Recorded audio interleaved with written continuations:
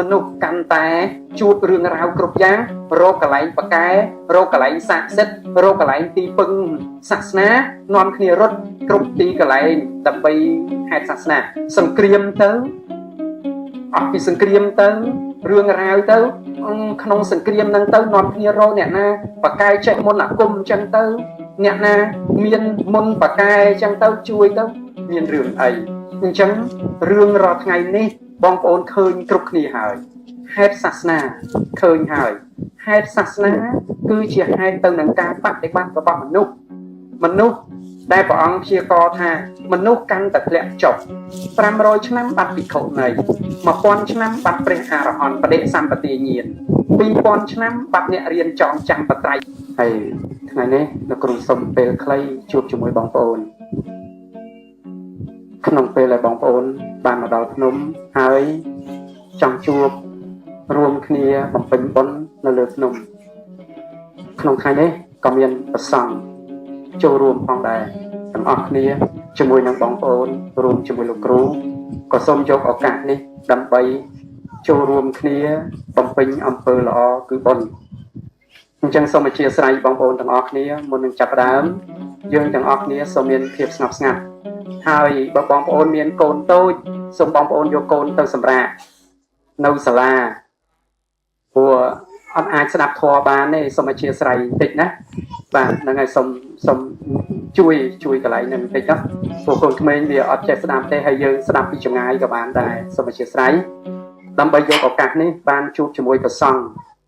ហើយបងប្អូនពុទ្ធបរិស័ទហ្នឹងបានមកជួបជុំគ្នាក្នុងពេលនេះបាទសូមអរគុណចំពោះបងប្អូនទាំងអស់ដែលបងប្អូនបានមកដល់ទីនេះធ្វើការជ្រះថ្លាគោរពបូជាចំពោះគុណប្រតនត្រ័យថ្ងៃនេះលោកគ្រូមានសំណួរ3សំណួរបាទ3សំណួរ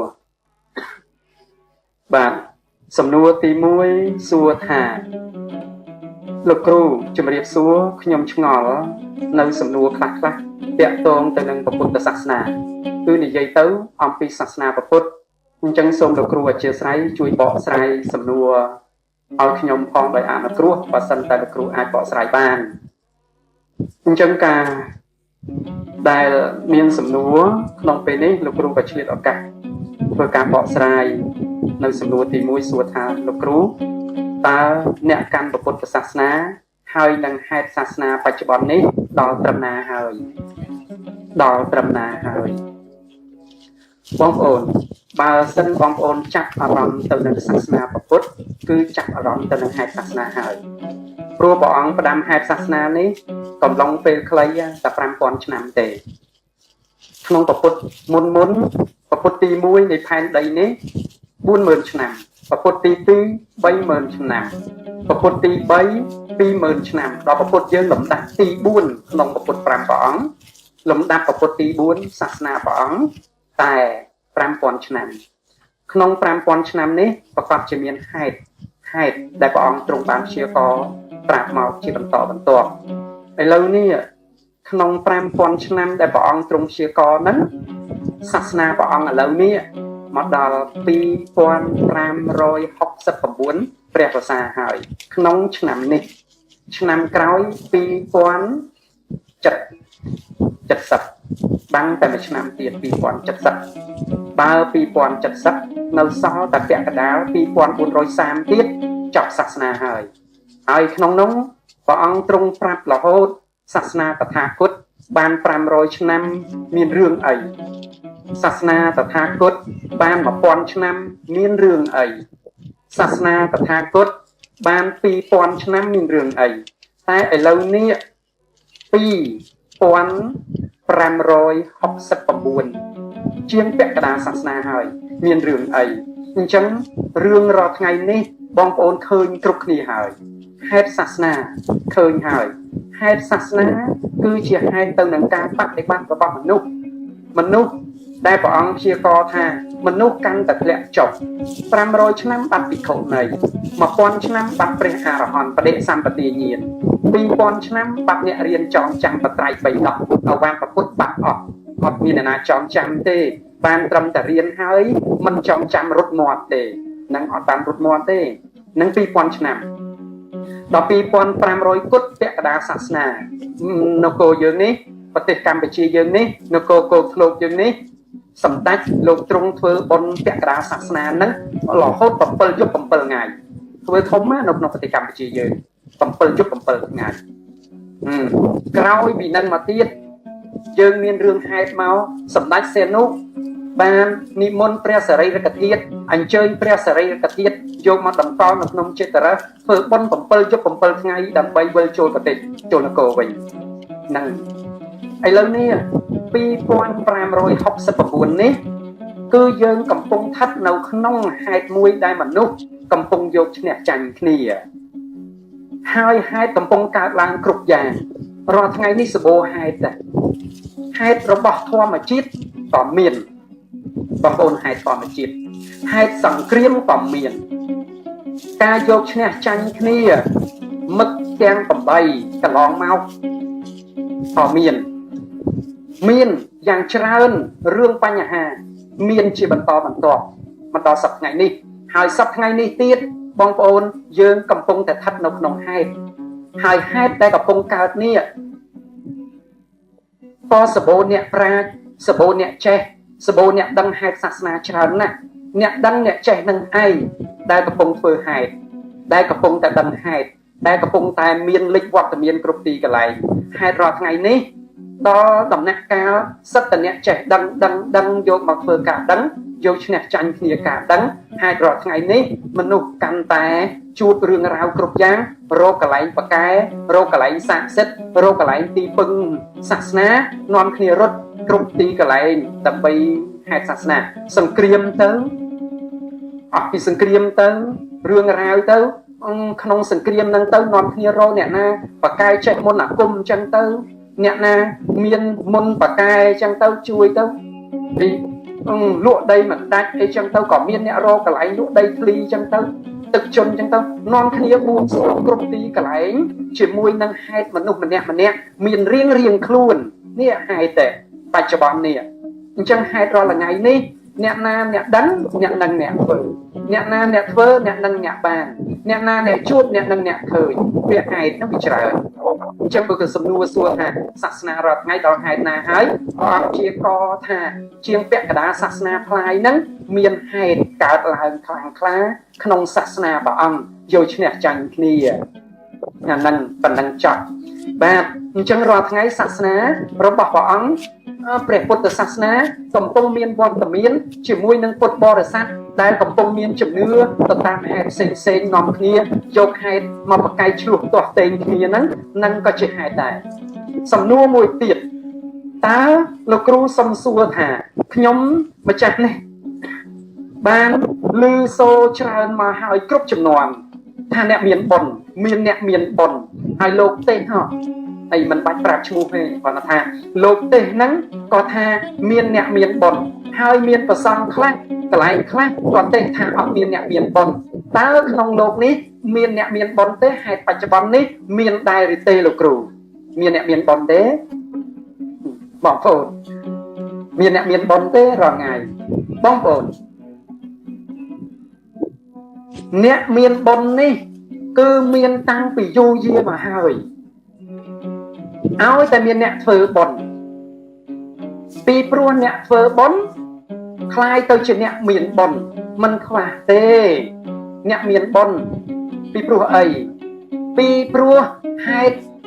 កើតឡើងកាន់តែខ្លាំង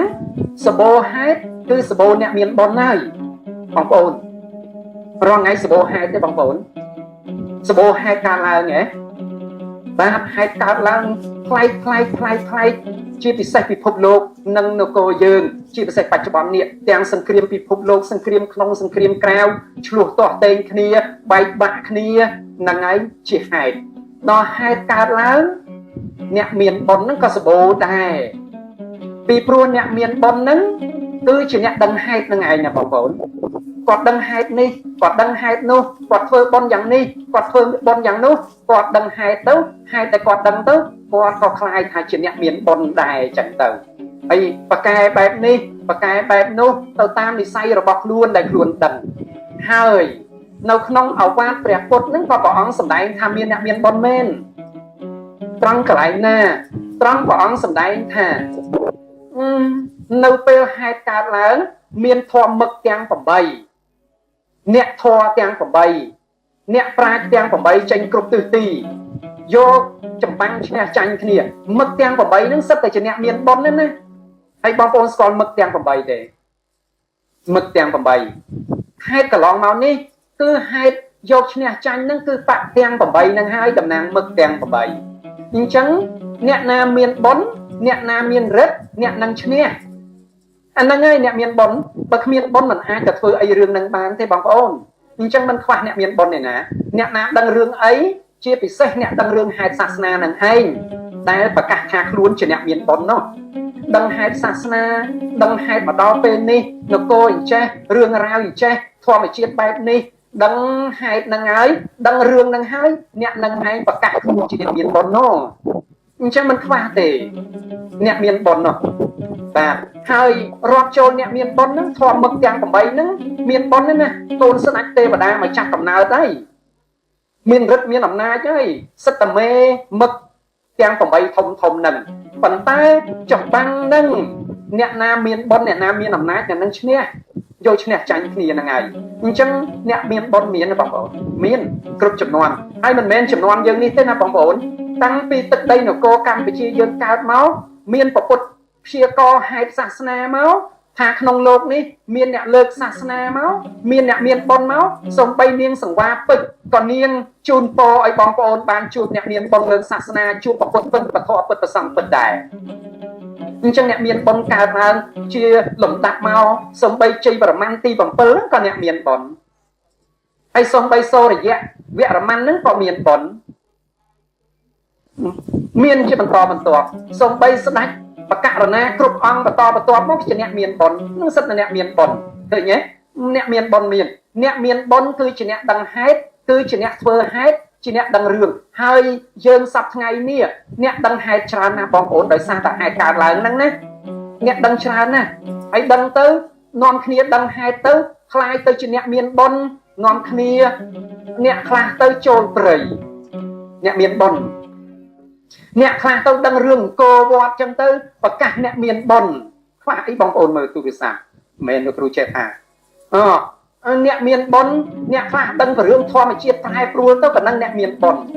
អ្នកខ្លះទៅបួសក្នុងព្រៃភ្នំធ្វើជាឥសីទៅប៉ុណ្ណឹងអ្នកមានបុណ្យហើយអ្នកមានបុណ្យហ្នឹងគឺមានច្រើនអញ្ចឹង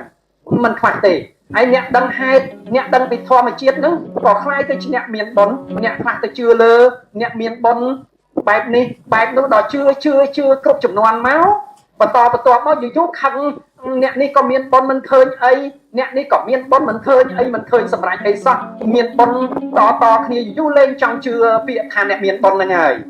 ហើយរាល់ថ្ងៃនេះហេតុកំពុងតែកើតអញ្ចេះទៀតសបោអ្នកមានបុណ្យមែនទែនណាបងប្អូនសំណួរបងប្អូនហ្នឹងហើយសបោអ្នកមានបុណ្យណាបងប្អូនគ្រូទាយហោរាអ្នកទស្សទាយអ្នកដឹងក្បួនហ្នឹងមិនចេះខ្វះទេគាត់មានបុណ្យមែនគាត់ដឹងមែនគ្រូហុងស៊ុយហ្នឹងក៏ជាអ្នកដឹងហេតុធម្មជាតិដឹងហេតុសាសនាគ្រូហោរាសាស្ត្រហ្នឹងក៏ដឹងហើយលើពិភពលោកនេះមិនខ្វះឯណាអ្នកមានបុណ្យដែលចេះធ្វើបុណ្យមិនខ្វះទេពីព្រោះអ្នកមានបុណ្យកើតចេញពីការធ្វើបុណ្យហ្នឹងហើយអ្នកមានបុណ្យប៉ុន្តែអ្នកមានបុណ្យពិតប្រាកដហ្នឹងយ៉ាងម៉េចហើយបងប្អូនអ្នកមានបុណ្យខ្លះនៅឋានសួគ៌ក៏មានមនុស្សលោកក៏មានហើយអ្នកមានបុណ្យហ្នឹងព្រះអង្គសម្ដែងធម៌មឹកទាំង8ហ្នឹងសិតតែកូនទេវតាមានស័ក្តិបុណ្យមកលើកសាសនាសិតតែអ្នកមានបុណ្យយកឈ្នះចាញ់គ្នាមានបុណ្យ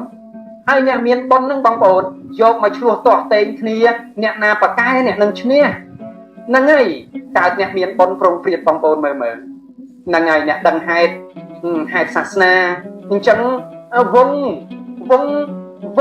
មួយវងនេះនៃនគរនេះកោះកោកធ្លោកនេះគេហៅនគរកោកធ្លោកនេះមានធម៌មឹកកោកធ្លោកហ្នឹងអ្នកមានបុណ្យដែរបងប្អូនធម៌មឹកកោកធ្លោកនេះណាម្ចាស់នគរយើងដើមកំណើតនគរកោកធ្លោកយើងនេះណាអ្នកមានបុណ្យដែរវងនេះនៃនគរកោកធ្លោកហ្នឹងវងមានបុណ្យដែរមិនមែនអត់បុណ្យទេណាមានបុណ្យណាមានរិទ្ធណាមានបារមីណាពីដើមគេគោរពវងនេះនៃនគរយើងហ្នឹងវងមានបុណ្យហើយហ្នឹងហើយនគរនេះមានបុណ្យហើយបថោងនាងនេះឃើញគេធ្វើរូបបថោងនាងនេះតំណាងមានបុណ្យហើយបងប្អូន ហើយដល់ទៅទៀតវងអីសីហ្នឹងមកប្រាប់ទៅនឹងមានអ្នកមានបុណ្យឲ្យខំប្រឹងធ្វើបុណ្យទៅនៅពេលប្រឹងធ្វើបុណ្យទៅអីសីប្រាប់ទៅវងអីសីហ្នឹងក៏មានបុណ្យដែរបងប្អូនมันអត់ទេនឹងសិតតែអ្នកមានបុណ្យហើយនគរយើងលិចលឺអ្នកមានបុណ្យគ្រប់ទីកន្លែងយកពាក្យនេះមកសួរលោកគ្រូអ្នកមានបុណ្យបាទអញ្ចឹងហើយចុះវងអីទៀតវងទេវតាមានព្រះអិនអញ្ចឹងបារមីគ្រប់អង្គស្ថិតគ្រប់ទីកន្លែងនេះមកនិយាយពីរឿងនគរហេតុសាសនារឿងមានបុណ្យហ្នឹងឯណាបងប្អូនអ្នកនេះក៏មានបុណ្យអ្នកនោះក៏មានបុណ្យយូរច្បាំងយកឈ្នះចាញ់ហេតុអត់ចេះចប់នេះដោយសារតែចម្បាំងរោនអ្នកមានបុណ្យហ្នឹងឯតាយូរអ្នកមានបុណ្យហ្នឹងប្រកាន់ខ្លួនឯងអ្នកមានបុណ្យរៀងខ្លួនកើតបានជាចម្បាំងសាសនាហ្នឹងឯនេះចម្បាំងសាសនានេះហេតុសាសនារាល់ថ្ងៃនេះលិចលឺមិនចេះចប់ទេបងប្អូននគរយើងរឿងអ្នកមានបុណ្យហ្នឹង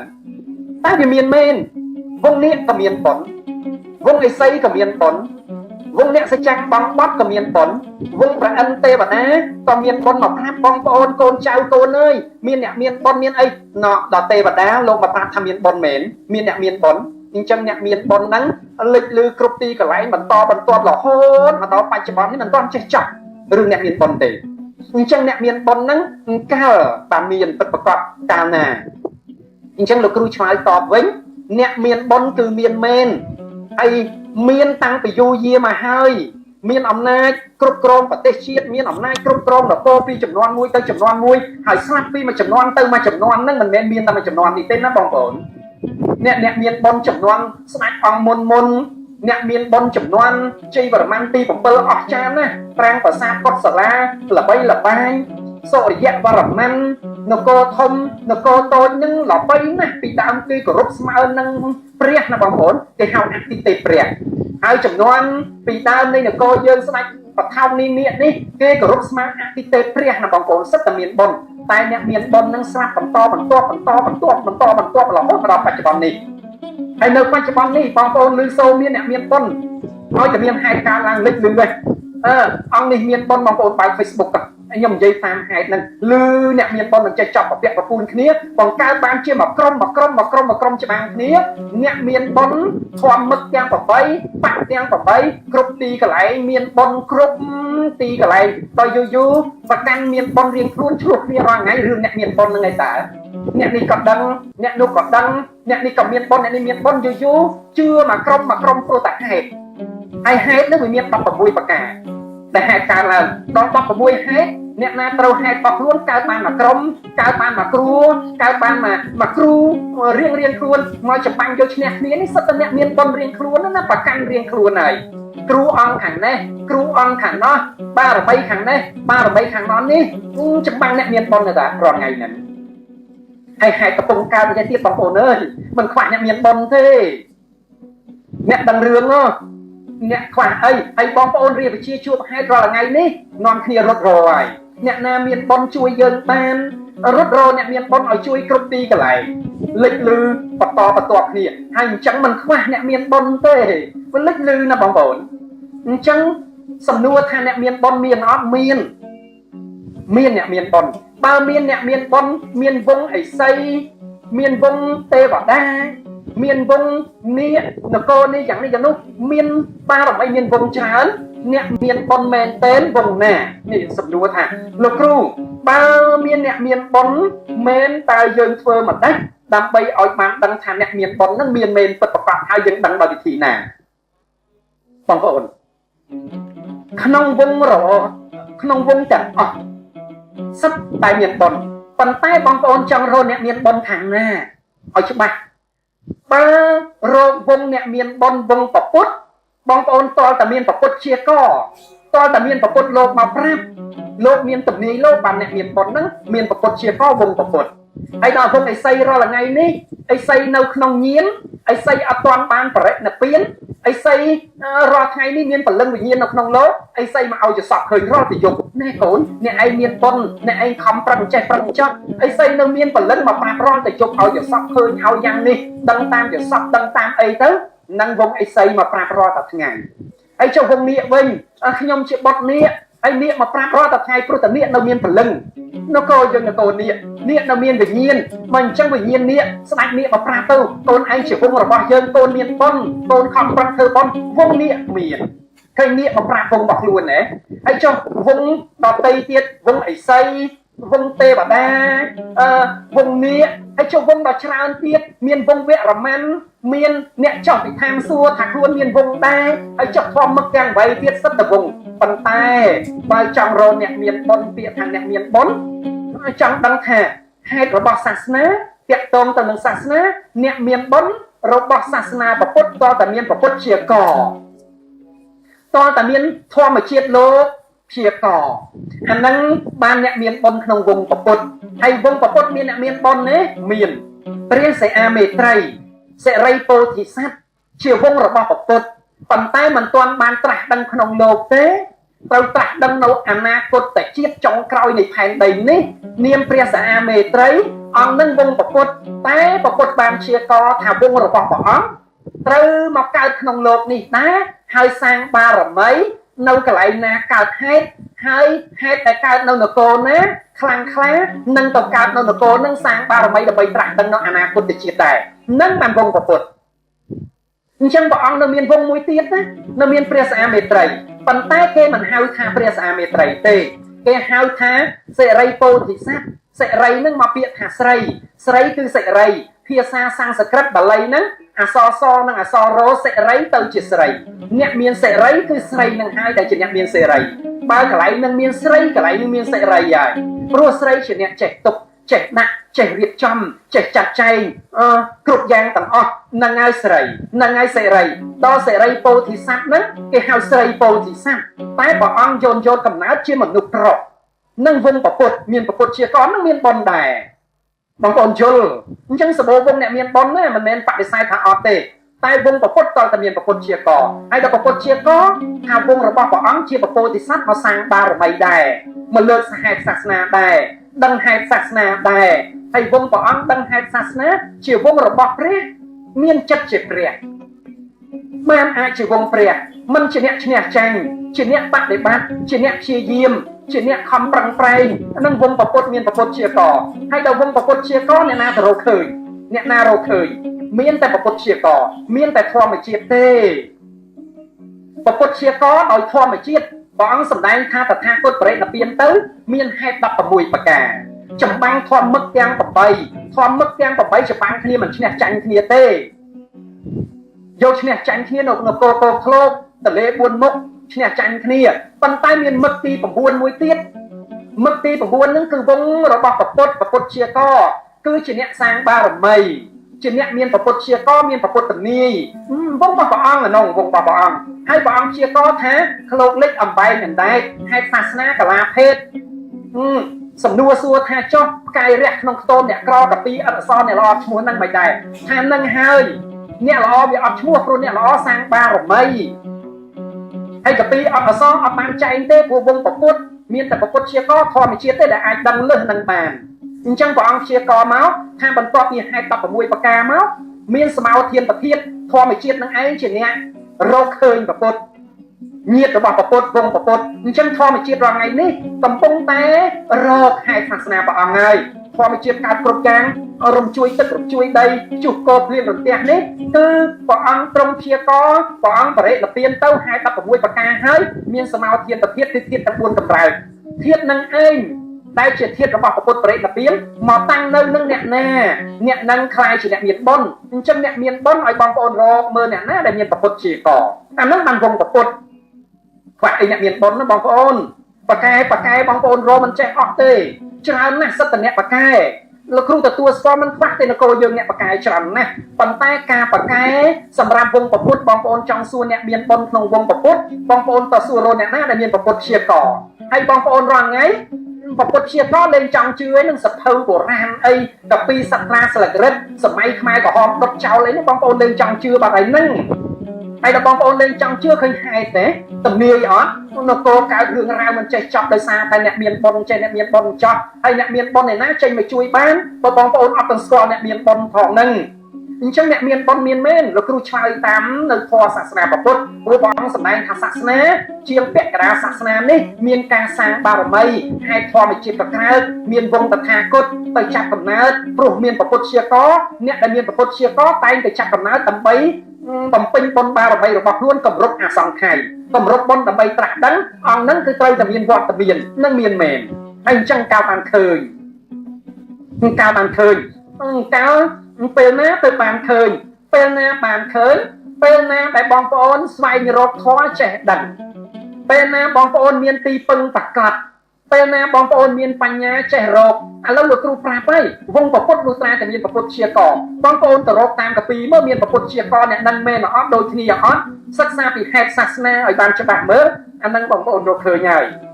វងប្រពុតសំនឹងវងប្រពុតតែម្ដងព្រះអង្គព្យាករយ៉ាងណានឹងបានវងប្រពុតហើយរាល់ថ្ងៃនេះបងប្អូនល្បីច្រើនណាស់កន្លែងនេះក៏ល្បីកន្លែងនេះវត្តជាវាំងប្រសង់តាំងខ្លួនហេតុសាសនាផ្សេងហ្នឹងជិះខ្លាហោះបានកំជឿបងប្រានព្រោះប្រកាលលោកប្រើកមករៀបខាងកណ្ដាលបំផ្លាញមនុស្សពីលទុកតែអ្នកត្រង់ហ្នឹងនឹងអ្នកមានរិទ្ធទៅចេញមករៀបសាសនាដល់អ្នកមានបុណ្យសាងបារមីប្រគ្រប់បុណ្យសាងគុណដល់ពុទ្ធបរិស័ទគេអត់សាងបាបទេនៅក្នុងពុទ្ធជាកគឺអញ្ចឹងហើយមានថ្ងៃមានខែមានកំណើតកើតពិតប្រាកដអានឹងបានវងពុទ្ធដល់វងឥសីមានមែនណាបងប្អូនប្រកែមែនណាហើយវងគ្រូខ្វះអីវងគ្រូ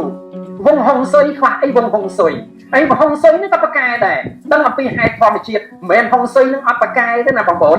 ហុងស៊ុយគឺដឹងអំពីដំណើរវិវត្តដឹងដូចគ្នាអញ្ចឹងមិនខ្វះអ្នកមានបុណ្យទេហើយបងប្អូនរត់រោអ្នកមានបុណ្យហើយអ្នកមានបុណ្យខ្វះអីលោកគ្រូទទួលស្គាល់ហើយសំណួរថាអ្នកមានបុណ្យមិនខ្វះទេតែអ្នកមានបុណ្យមានវងរបស់គេបើចង់ដឹងវងប្រពុតអ្នកមានបុណ្យក្នុងវងប្រពុតបងប្អូនចង់ទាន់វងប្រពុតគឺតតែមានប្រពុតជាកនឹងបានវងរបស់ព្រះអង្គមានលក្ខណៈមានភិនភាកមានស្នាស្នាមមានថ្ងៃមានខែមានឆ្នាំប្រពុតលោកទុកដាក់ដោយការព្យាករអានឹងបានវងប្រពុតអីវងឥសីព្យាកររាល់ថ្ងៃហ្នឹងឥសីប្រាប់រាល់តែជប់ហ្នឹងព្រោះឥសីនៅមានពលឹងវិញ្ញាណហើយវងនេះប្រាប់រាល់តែជប់ហ្នឹងអ្នកឯងនេះវងយើងអ្នកឯងបកែចេះបកែចោះអីឥសីមកជួយវងនេះមកជួយវងទេវតាមកជួយដល់ប្រពុតនេះលោកអត់មានអ្នកណាមកជួយទេគឺធម្មជាតិដល់ពេលសមោធានប្រទៀតហេតុសាសនាប្រពុតជាកអ្នកណាទៅបិទប្រពុតជាកបានអ្នកណាទៅបិទអ្នកត្រាស់ដឹងនៅក្នុងចុងផែនដីបានពីព្រោះអ្នកហ្នឹងជាអ្នកមានប្រពុតជាកលោកដើរតាមតំនាយតាមដំណើរនៃជីវិតដែលលោកប្រាថ្នាត្រាស់ដឹងជាប្រពុតនឹងបានវងប្រពុតហើយអង្គនឹងជាព្រះសិអាមេត្រីនាអនាគតជាតិហ្នឹងហើយនឹងបានព្រះសិអាមេត្រីអញ្ចឹងវងប្រពុតជាកថាអញ្ចឹងរាល់ថ្ងៃនេះបើក្នុងកាពីដើរសិនបាក់ស្មាតែព្រះអង្គសាងបារមីហើយឥឡូវសាងបារមីបានប៉ុណ្ណាហើយថាហេតុកើតខ្លាំងខ្លារាល់ថ្ងៃនេះវាចាប់បាត់ទៅហើយគេកំពុងរែងចម្រាញ់មនុស្សណាដែលមាននិស្ស័យក្នុងសាសនាឲ្យចេញគ្រប់ទិសទាំងអស់តម្រើកអ្នកបកែនេះដើម្បីបិទបាំងអ្នកមានបុណ្យហ្នឹងហើយតើធម្មជាតិរាល់ថ្ងៃនេះអញ្ចឹងសំណួរសួរថាតើអ្នកមានបុណ្យថ្ងៃណាថាអ្នកមានបុណ្យកើតឡើងហើយព្រោះតែកើតចេញពីការធ្វើបុណ្យហ្នឹងមានហើយ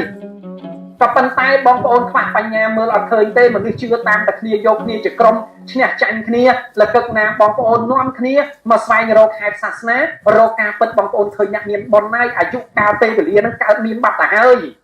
ហើយបើទេវតាលោកពោលវិញមានកងគិតធននេះម្ចាស់ទឹកម្ចាស់ដីបារមីនៃព្រះស្វេតឆ័ក្រនគររាល់ថ្ងៃនេះបងប្អូនមើលឃើញហើយអ្នកសច្ចាបងបត់នេះគេដឹងអស់ទៅហើយនៅតែមនុស្សលោកទេអញ្ចឹងមិនបាច់មានបុរាណលោកថាមានអ្នកមានបុណ្យឥសីខំឲ្យកូនរបស់ខ្លួនថាជាអ្នកមានបុណ្យយកឈ្នះចាញ់ចម្បាំងអ្នកមានបុណ្យរាល់ថ្ងៃព្រោះតែដដើមហេតុរបស់អ្នកមានបុណ្យធ្វើឲ្យអ្នកមានបុណ្យលិចបាត់ព្រោះអ្នកមានបុណ្យអត់មានកម្លាំងច្បាំងអត់មានទ័ពទេក្នុងកាពីអ្នកមានបុណ្យគ្មានទ័ពទេមានតែទេវតាប្រអិនប្រព្រំប៉ុណ្ណោះដែលថែរក្សានគរកើតការទេវតាតាមថែមានតែប៉ុណ្្នឹងឯងនេះបើសួរកម្ពីហេតុសាសនាហើយនៅពេលដែលមានអ្នកមានបុណ្យហើយមានអ្នកប្រកបវិជ្ជាហើយទៅសាសនាគ្រប់ 5000 ព្រះវស្សាលោកមកដើម្បីប្រយោជន៍សាសនាធ្វើគុណជាតិដឹកនាំសត្វលោកជួយចម្លងសត្វលោកតាមផ្លូវនិស្ស័យបុណ្យឲ្យសាសនាគ្រប់ 5000 ព្រះវស្សាតទៅមុខទៀតនៅជាង 4000 ឆ្នាំទៀតបងប្អូន 4030 ឆ្នាំទៀតបានសាសនាគ្រប់ 5000 អញ្ចឹងរាល់ថ្ងៃសាសនាកំពុងដើរដល់ដំណឹងហើយដំណឹងហ្នឹងបងប្អូនកំពុងជ្រួលជ្រើមដោយត្រីច្រវាជ្រួលជ្រើមរកទឹកជ្រៅពីព្រោះមានហេតុទៅបងប្អូនរត់រោទីពឹងកន្លែងនេះកន្លែងនោះហើយអញ្ចឹងសម្បូរអ្នកធ្វើហេតុនេះហេតុនោះមិនខ្វះហេតុទេពួកគេអ្នកមានបុណ្យមែនប៉ុន្តែវងអ្នកមានបុណ្យនោះមិនមែនវងប្រពុតបើវងប្រពុតនោះត្រាតែមានប្រពុតជាកនោះទៅវងប្រពុតអ្នកណាដែលមានប្រពុតជាកទៅអ្នកនឹងបានដល់ការជាកត្រាក់ដឹងជាប្រពុតបានក្នុងលោកបើមិនមានប្រពុតជាកទេបុគ្គលនោះមិនអាចទទួលការត្រាស់ដឹងបានទេ